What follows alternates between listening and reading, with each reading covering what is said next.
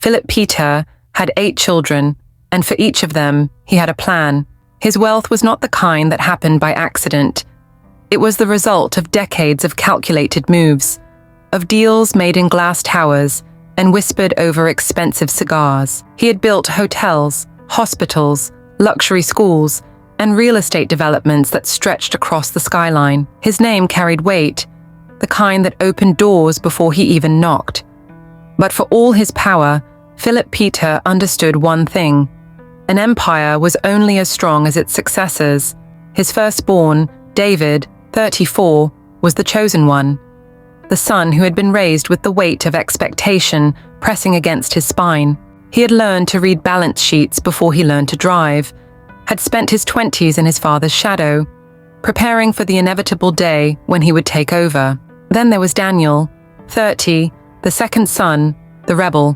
Where David followed the blueprint, Daniel rewrote it. He had built his own empire in luxury cars, not just selling them, but curating an experience. He was the kind of man who understood power in a different way, not through ownership, but through influence. And then, Isabella, the third child, the first daughter. The problem, at 26, she had taken what her father gave her, a chain of high-end motels, and turned it into something else entirely. The Red Orchid, a nightclub, a strip club, a place where power and pleasure intertwined. It was the kind of business that made men uncomfortable, made them whisper about her behind closed doors. But it was also the most profitable branch of the Peter empire, more than David's real estate, more than Daniel's car business. Philip had hated it, had threatened to cut her off, but money had a way of changing things, and in the end, he had let her be. That decision had consequences. David and Daniel had never been friends. Brothers, yes, but allies? Never. Still, there had been a balance between them, an unspoken understanding. But Isabella's success shifted the weight. Their father had begun to speak of her differently, with something close to admiration. And that, more than anything, made them hate her. The younger children, Nathan 24, Michael 20, and the last 3 still in school, watched from the sidelines, waiting for their time. Philip had made it clear. Their moment would come, but not yet. And then, everything changed. Philip was on his way to the airport, headed for Turkey, for a deal that would expand his empire even further. He had kissed Susan's cheek, given David last-minute instructions, ignored Isabella entirely. And then, the crash, the kind that shuts down highways, the kind that turns powerful men into hospital patients, the kind that makes headlines. Billionaire Philip Peter in critical condition after car crash. The news spread before the family had even gathered. Calls came in, frantic, urgent. And as his children rushed to the hospital, they were not just thinking of their father. They were thinking of what came next. The hospital smelled like antiseptic and death. Susan Peter sat by her husband's bedside, her fingers curled around his unmoving hand, her face blank, but her mind racing. The machines beeped in a slow, rhythmic pattern, reminding her that Philip was still alive, but only just. Outside the room, her children were gathered, but not in unity. They stood in small groups, tense, avoiding each other's eyes. David paced near the window, his jaw clenched so tightly it looked like it might crack. Daniel leaned against the wall, arms crossed, pretending to be unbothered, but gripping his phone too tightly.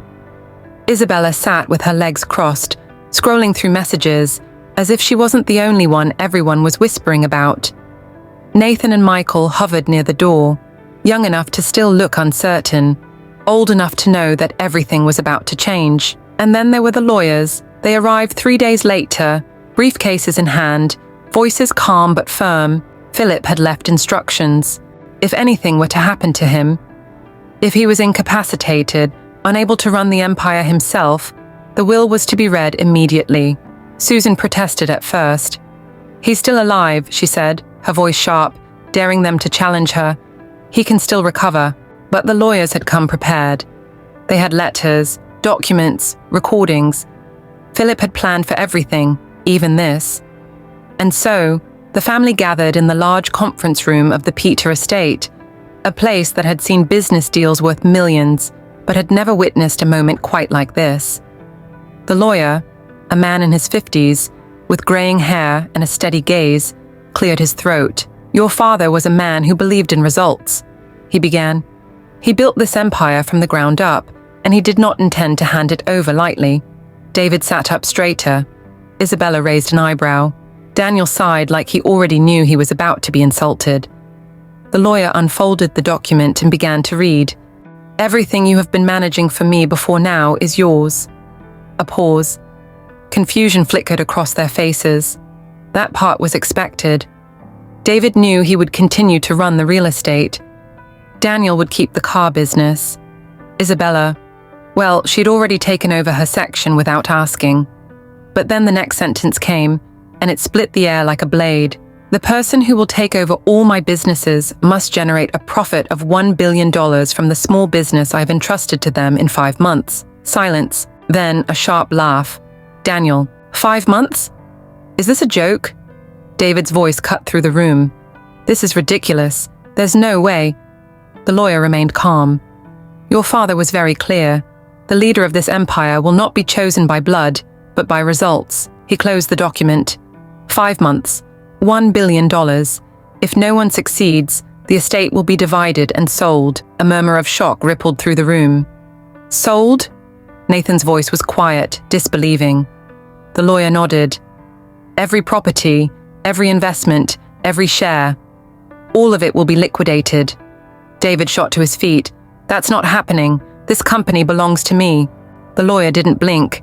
"Then prove it." David's hands curled into fists. He had expected control to pass to him seamlessly. He had spent years preparing, molding himself into the perfect heir. And now his father was making him fight for what was already his? Daniel shook his head. "This is insane." And then slowly, every gaze turned toward Isabella. She didn't react immediately, just tapped a manicured nail against the table, her expression unreadable. Because she knew she was the only one with a business that could generate that kind of revenue in that time frame. David knew it too, and that made him hate her even more. She smirked. "Looks like it's game on." David's chair scraped against the floor as he stood. "We'll see about that." What none of them knew, what none of them even imagined, was that this challenge wasn't just about business. It was about war. And Philip Peter had just lit the match. David had always known his sister was reckless, but now her recklessness was his greatest advantage. She was the only one who stood a real chance at winning their father's impossible challenge, $1 billion in 5 months, and that meant she had to be taken down. He watched her, studied her, waited, and then he saw the pattern. Isabella had a weakness. It wasn't money, it wasn't power, it was pleasure. His sister loved men.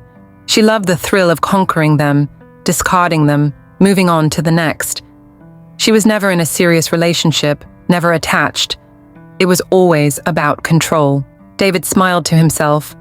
What if, just once, she lost control? It started subtly. Marcus wasn't just some random guy. He was the perfect man. Handsome, confident, successful. He owned a chain of high-end lounges in the city, or at least that's what Isabella thought. In reality, he was an actor, paid handsomely by David to play a role. He didn't chase her. He let her notice him first. He showed up at her club, never too eager, never too available. He made her curious. He let her hunt. She took the bait. It began with drinks, conversations laced with flirtation, a game she thought she was playing. Marcus let her believe she was the one in control. They started seeing each other, secretly, of course. Isabella didn't do public relationships, but she loved the thrill of sneaking around. She was careful at first, meeting him only in dark corners of exclusive lounges, never bringing him home. But over time, her guard dropped. Months passed, and Marcus became a habit. He was there when she needed him, but never desperate. He kept her intrigued, kept her wanting more. She began trusting him. That's when David knew it was time. It was a Friday night, and the Red Orchid was alive. The club was packed.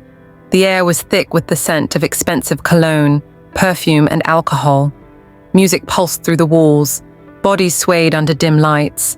Isabella was in her element. She had just closed a major deal. A new investor had bought into her business, injecting a ridiculous amount of money. Her confidence was untouchable.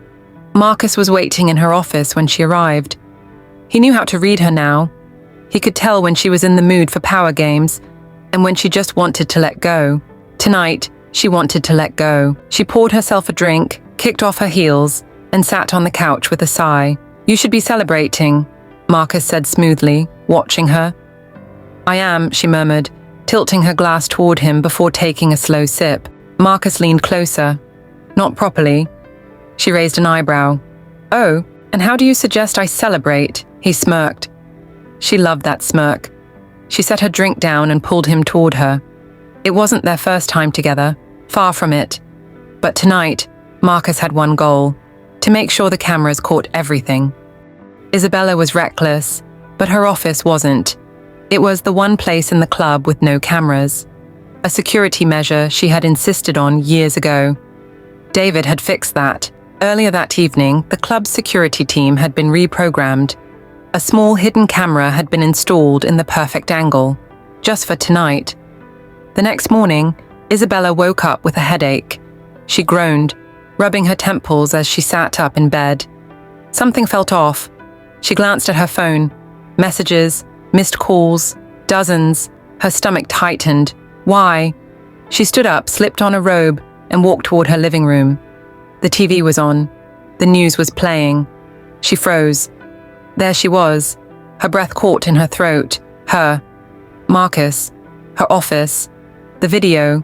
Explicit. Unfiltered. Everywhere. Her phone slipped from her hand, hitting the floor with a soft thud. She could hear the faint sound of laughter from outside her penthouse window. The city was already talking. The entire world was already talking. She clenched her jaw, breathing heavily. Her mind was racing. Who? How? Why? Then, it hit her. David. Elsewhere, David was watching. He leaned back in his chair, sipping his coffee, completely satisfied. It had been too easy. Isabella was brilliant in business, but her personal life? A mess. And now, she was ruined. David picked up his phone and made a call. "Make sure it stays up for at least 24 hours. I want every news outlet covering it." A pause. Then he smirked. "Oh, and send the link to my father." The hospital room was quiet, except for the steady beeping of the heart monitor. Philip Peter lay motionless, his once sharp eyes now dull with confusion. The man who had built an empire, who had commanded respect with just a glance, was now trapped in a mind that betrayed him. But when David walked in, holding his phone, Philip's eyes flickered with something. Recognition. Maybe. Or maybe just the sting of humiliation. David stood by the bed, gripping his phone tightly. He had played the video on loop for the past 10 minutes, waiting for his father to react. Philip's jaw tightened. His fingers twitched. He didn't speak, but David saw the pain in his eyes. "Do you see it now?" David's voice was low, controlled, but edged with bitterness. "Do you see who she really is?" Philip turned his head away. David's stomach twisted. "That wasn't enough. You were going to give her everything," he continued, voice rising. "You were going to let her take over, let her win your stupid challenge. And for what? So she could turn our name into a joke?" Philip closed his eyes. David's rage boiled over. He slammed the phone onto the bedside table, the screen still playing the grainy footage of Isabella in her office, moaning, writhing, exposed. His father flinched. David exhaled sharply, trying to calm the satisfaction twisting inside him. It worked. It actually worked.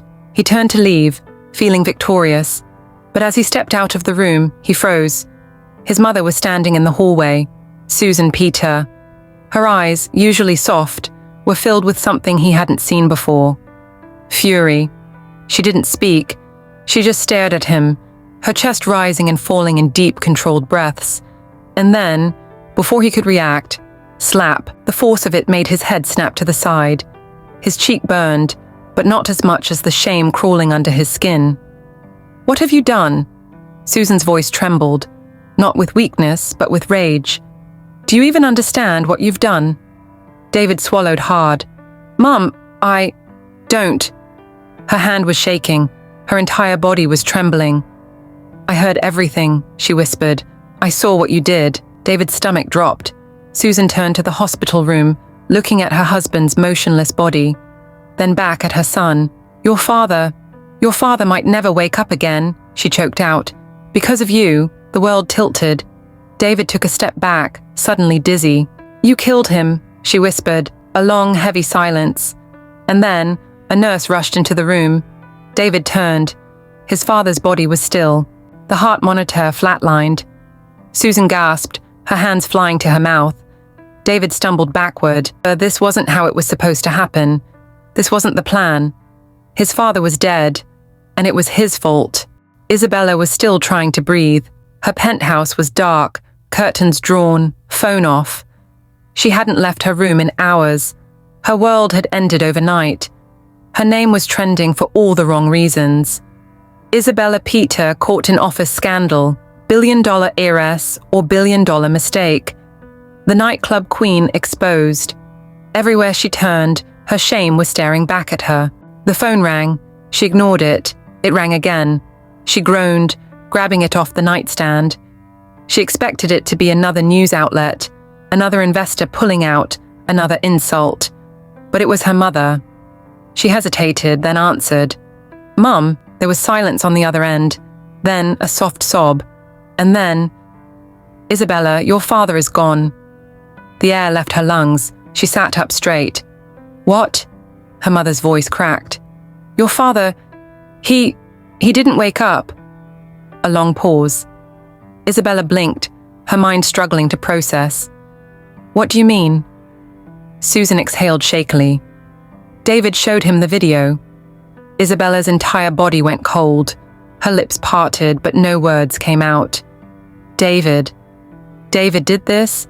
Something snapped inside her. Her hands shook, her heart pounded. Rage crawled up her spine. She had been humiliated, betrayed, and now her father was dead. Because of her own brother. She stood up, gripping the phone so tightly her knuckles turned white. "Mom," she said, her voice eerily calm, "I need you to do something for me." Susan sniffled. "What?" "Tell David," Isabella whispered, "that I'm coming for him." The world had seen her fall. They had watched the video, whispered about it, laughed, judged, ridiculed. But they hadn't seen her rise. That was their mistake. Because Isabella Peter was not a woman who stayed on the ground. And neither was her mother. Susan sat in her bedroom, staring at the dimly lit chandelier above her. The house was silent, but she could feel the storm raging within its walls. The scandal had shattered them. The betrayal had ripped them apart. And yet, in the midst of the wreckage, Isabella had still managed to do what none of them thought possible. She had met the billion-dollar challenge. Susan knew her daughter had fought harder than anyone. While the world laughed at her, Isabella worked. While her brothers sneered and expected her to crumble, she rebuilt herself. She had clawed her way back piece by piece until she stood at the top again, proving that she belonged there. But Susan wasn't satisfied. She had watched her own sons destroy their sister, and that she would not forgive. She stood, smoothing the silk of her dress. Tonight, her children would come home, and she would have her say. The Peter family would not go down like this. The dining room was colder than usual. Susan sat at the head of the long mahogany table, her back straight, her expression unreadable. To her left sat Isabella, her chin high, her face composed. But Susan knew her daughter. She saw the tension in her shoulders, the way her fingers curled tightly on her lap. To her right sat David. He wasn't looking at anyone. His jaw clenched, his guilt pressing down on him like a weight he could not lift. The rest of her sons were tense, shifting in their seats. Susan let the silence stretch. Then, finally, she spoke. "I raised 8 children," she said, her voice calm but firm. "And I thought I raised you all to be strong, to be brilliant, to be better." She let her eyes settle on David. "But you let jealousy make a fool of you." David's body stiffened. "You let your greed turn you into a criminal," Susan continued. "You hired a man to violate your own sister's privacy. You let the world see her shame.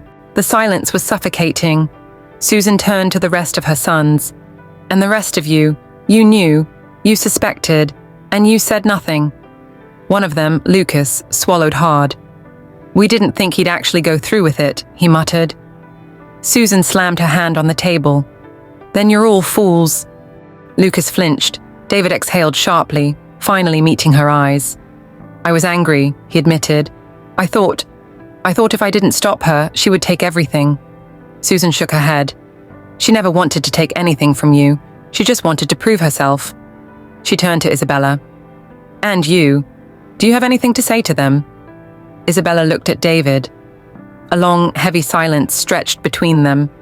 Then, finally, she spoke. I don't forgive you, she said simply. Not yet. Maybe not ever. David nodded, looking down. But I won't hate you forever, she added, softer this time. You're my brother. Susan exhaled, some of the tension in her shoulders easing. She turned back to David, her voice colder now. Here's what's going to happen. David swallowed hard. 1, you will turn over the man you hired to the police. David's head snapped up. Mom, I will not protect a criminal, she said icily. And neither will you. David clenched his fists, but nodded. I'll handle it. 2, this family is going to be a family again, Susan continued. I don't care how long it takes. I will fix what your father left broken. Her sons remained silent, guilt etched into their faces. Susan nodded, as if she expected nothing more. She turned to Isabella. And you? Isabella sat up straighter, her expression hardening. I already won the challenge, she said simply. I made over $1 billion in 5 months. But more importantly, she turned to her brothers, her voice unwavering. I proved that no one will ever take me down again. David looked at her, something shifting in his expression, and then slowly he stood. He walked around the table, standing directly in front of Isabella. She looked up at him, unmoving, and then, without a word, he held out his hand. A long pause, and then, slowly, Isabella took it. Susan exhaled. Her family was not whole, not yet, but it was healing, and for now, that was enough.